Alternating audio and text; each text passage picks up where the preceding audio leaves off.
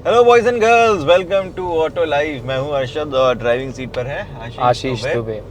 तो आज हम कुछ बहुत ही ज़रूरी मुद्दे पर बात करने वाले हैं। ये मुद्दा आजकल सोशल मीडिया पर और हम सबकी ज़िंदगी में बहुत ज़्यादा मैटर करने वाला है। सोशल मीडिया पर तो आपने, मुझे उम्मीद है, रील्स वगैरह देख ली होंगी कि रील्स वाले तो बिल्कुल नहीं रुकते हैं, ये फटाफट से रील बना के डाल देते हैं।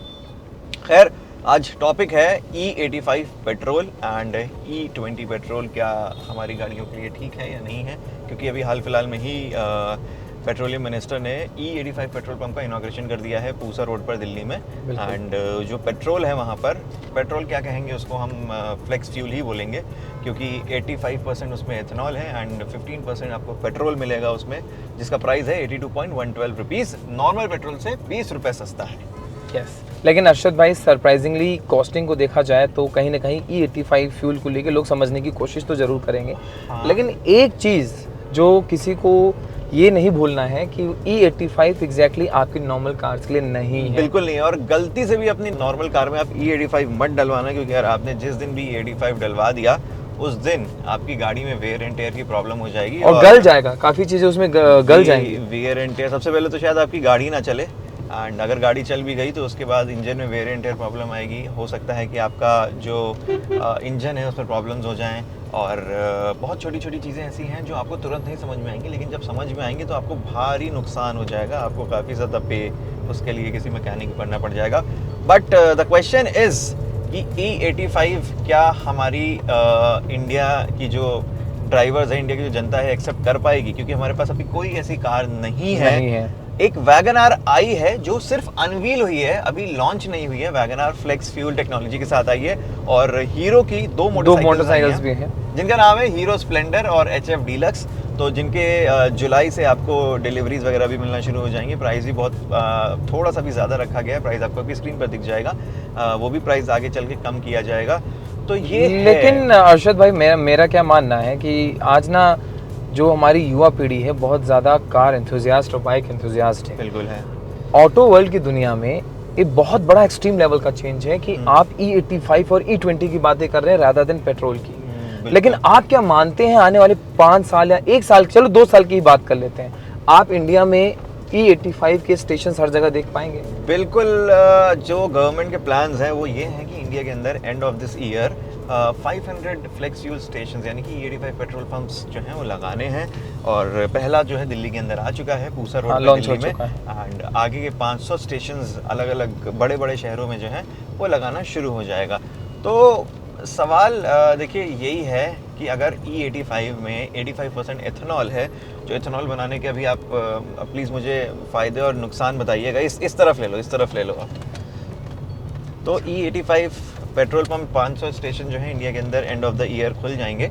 और E85, अगर E85 पेट्रोल में आपको 85% एथेनॉल मिल रहा है और 15% पेट्रोल मिल रहा है, तो भी पेट्रोल 82 रुपीज़ 0.12 रुपीज़ क्यों मिल रहा है? मतलब उसमें तो सिर्फ 85% एथेनॉल है, 15% पेट्रोल है। तो क्या बट मैं पता है आपका, जितना आप ये डाटा बता रहे हैं ना, उस पर मन में अभी भी एक ही चीज़ आ रही है कि आप एक बात बताइए, आप जो अभी जिनके पास प्रेजेंट में गाड़ियां हैं या जो लोग गाड़ियां लेने वाले हैं, उन लोगों के लिए तो टॉपिक है ही बहुत बड़ा कि भाई आप E85 को कैसे कंफर्टेबल बना रहे हैं अपनी कार के लिए।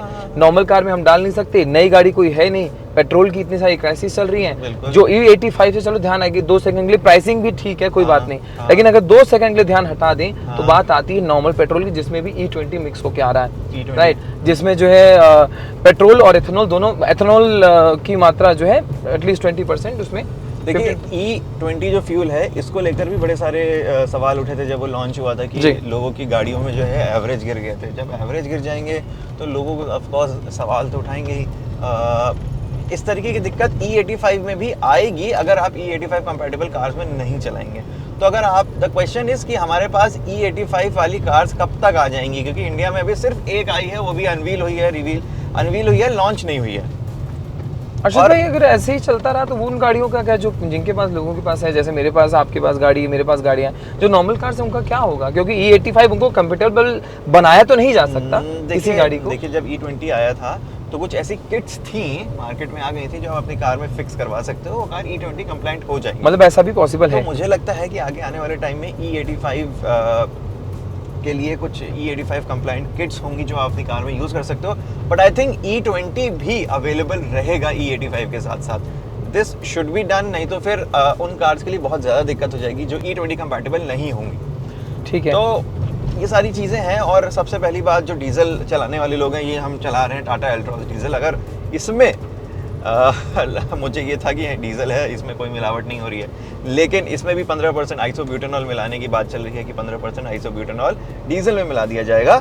और जो है मुझे लगता है उस वक्त में डीजल गाड़ियों में भी माइलेज के इश्यू तो आएंगे, बिल्कुल होंगे, मिक्सअप जैसी होगा वैसी। देखिए गवर्नमेंट मान नहीं रही है कि ऐसी चीज़ें हो सकती है, नहीं हो सकती, बट आई थिंक कहीं ना कहीं फ़र्क पड़ रहा है। जो E20 कंप्लाइंट या E85 कंप्लाइंट कार नहीं होंगी, सामने एक इनोवा जा रही, मुझे इससे याद आया कि एक इनोवा भी फ्लेक्स फ्यूल वाली मैंने देखी है, जो जब पेट्रोल पंप लॉन्च हुआ था तो वहाँ पर खड़ी हुई थी। लेकिन फिर अगर दूसरी तरफ देखा जाए तो फिर हमें कहीं ना कहीं एक दूसरा ऑप्शन देखना पड़ेगा अरशद भाई, क्योंकि जो लोग कार लेने का प्लान कर रहे हैं, क्योंकि देखिए गाड़ी लेना है लोगों का सपना होता है, एक गाड़ी लेना सपना होता है, और जिस तरीके से ऑटो इंडस्ट्री में इतना सब कुछ उथल पुथल चल रहा है, वहाँ पे कहीं ना कहीं ये सवाल पैदा होता है कि मान लीजिए E85 और E20 को लेके मन में कंफ्यूजन बना हुआ, तो फिर कहाँ जाए? मुझे ऐसा लगता है कि अगर आपका बजट ठीक ठाक है, आप चाहते हो और आप सिटी के अंदर ही बहुत ज़्यादा गाड़ी चलाते हो, तो आई थिंक आप ईवी ले सकते हो, कार ले सकते, क्योंकि but it can not be first car. आप प्राइमरी कार अभी ईवी मत रखो अगर आप चाहते हो।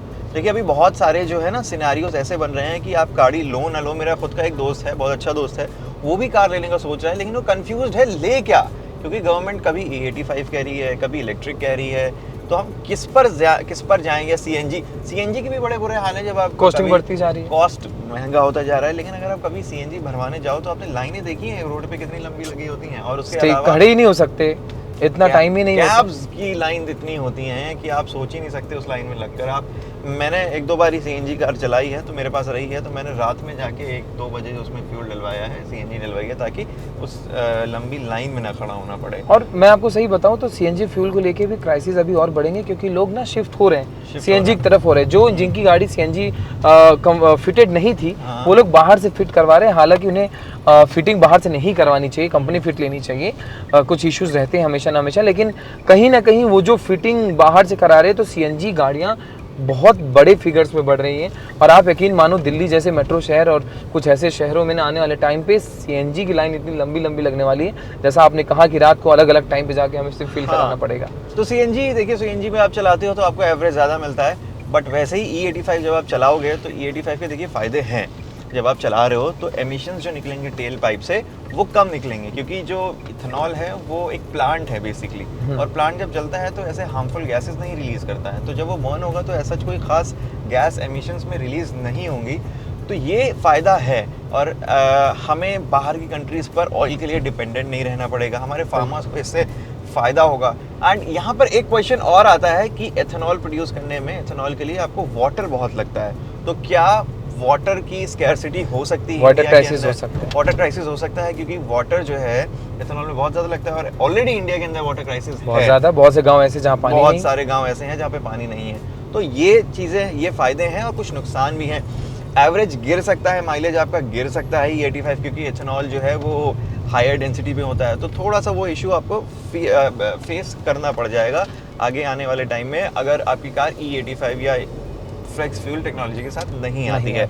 अब एक्सपेरिमेंट है, देखिए गवर्नमेंट भी एक्सपेरिमेंट कर रही है कि E85 हमारी कार्स पे किस तरीके से काम करेगा, क्योंकि जब E20 आया था तब हमको बस बता दिया गया था कि आप E20 ले लो और अब डालो, क्योंकि हमारे पास तब कार्स नहीं थी। अब हमारे पास साथ साथ कार्स भी आ रही हैं E85 वाली, जो पहली आई है, अभी और किसी कंपनी ने आज सच नहीं अनाउंस किया है कि वो E85 लेकर आ रहे हैं। तो यही है, आप सोच समझ कर डिसीजन लीजिए कि आपको कौन सी कार लेनी है। और क्योंकि अगर आप दिल्ली में रहते हैं तो दिल्ली में आपको बहुत सारे नॉर्म्स और रूल्स फॉलो करने पड़ सकते हैं, क्योंकि दिल्ली कैपिटल है और यहाँ पोल्यूशन को लेकर बहुत सारी चीज़ें होती हैं। ऐसी न्यूज़ आती है कि आगे आने वाले टाइम में सिर्फ ईवी चलेंगी दिल्ली के अंदर, या रजिस्ट्रेशन नहीं होगा 2028 से किसी भी बाइक का जो पेट्रोल डीजल पर होगी, पेट्रोल पर होगी।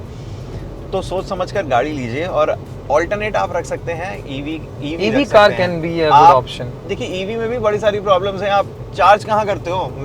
मैं अभी 2 दिन पहले मेरे पास एक कार थी, उसका चार्जर जो है गन फिट हो रही थी बट वो कनेक्ट नहीं हो रही थी। हाँ। 2 दिन मैं परेशान रहा, और 80 किलोमीटर की रेंज थी। मैंने कंपनी में फ़ोन किया कि भाई ऐसी ऐसी दिक्कत है, आपकी गाड़ी अपनी ले जाओ, मेरे से नहीं संभल रही है। मैंने उसको खड़ा कर दिया।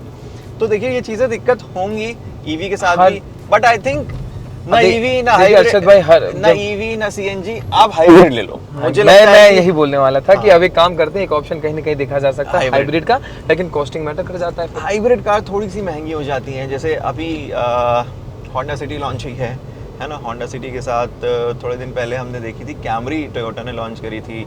वो हाइब्रिड कार है, 27 का माइलेज देती है सिटी के अंदर, 27 किलोमीटर पर लीटर का बताइए। माइलेज आपको मिल जाएगा, क्योंकि स्ट्रॉन्ग हाइब्रिड कार है, उसमें एक अच्छी खासी बैटरी लगी हुई है। तो जब आप 40 या लो स्पीड्स पे रहते हैं तो बैटरी से आपको पावर मिलता है, नहीं तो फिर आप इंजन पावर देने लगता है। जब आप हाई स्पीड्स पर होते हैं तो आपको 27 किलोमीटर्स की जो है रेंज माइलेज मिल जाता है। वहीं इनोवा भी हो गई आपकी, वहीं होंडा सिटी हो गई जो क्लेम माइलेज आपको अच्छी खासी 20-22 का दे देती है। तो इस तरीके से हाइब्रिड्स जो हैं इंडिया के अंदर मुझे लगता है कि फ्यूचर की तरह देखा जा सकता है। हाइब्रिड्स, ईवी, सीएनजीज, E85 भी उसको हमें लगता है कि थोड़ा सा वक्त लगेगा, बट E85 भी इंडिया के अंदर काफ़ी मतलब काफ़ी ज़्यादा स्पेस बना लेगी आगे आने वाले टाइम में। तो अगर आप गाड़ी लेने का सोच रहे हैं तो सोच समझ लीजिए, क्योंकि आपके पास ऑप्शंस बहुत सारे हैं। E85 हाइब्रिड और ईवी। आपके पास अगर घर पे चार्जिंग लगाने की जगह है तो आप ईवी ले लीजिए। आपके पास अगर हाइब्रिड, स्ट्रॉन्ग हाइब्रिड लेने का बजट है तो आप हाइब्रिड ले लीजिए, नहीं तो आप E85 लीजिए और उसको सहूलियत से चलाइए, क्योंकि E85 भी ऐसा नहीं है कि आपकी गाड़ी को ख़राब कर देगा अगर आपकी गाड़ी E85 कंपैटिबल है तो। आपका ओवरऑल E85 पेट्रोल पर क्या लेना देना है, और 15% आइसोब्यूटेनॉल भी डीजल पे मिलने वाला है, उस पर भी आपका क्या लेना देना है, क्या सोचना है आपका, वो सारी चीज़ें आप नीचे कमेंट से बताइएगा। मैं था अरशद और ड्राइविंग सीट पर थे आशीष दुबे। वीडियो अच्छी लगी तो लाइक करें, कमेंट करें, शेयर करें, और ऐसे ही तमाम कंटेंट के लिए सब्सक्राइब करें ऑटो लाइफ। और ये भी कमेंट करके बताइए कि क्या आपको सच में समझ आ रहा है E20 और E85 और ये क्या चल रहा है।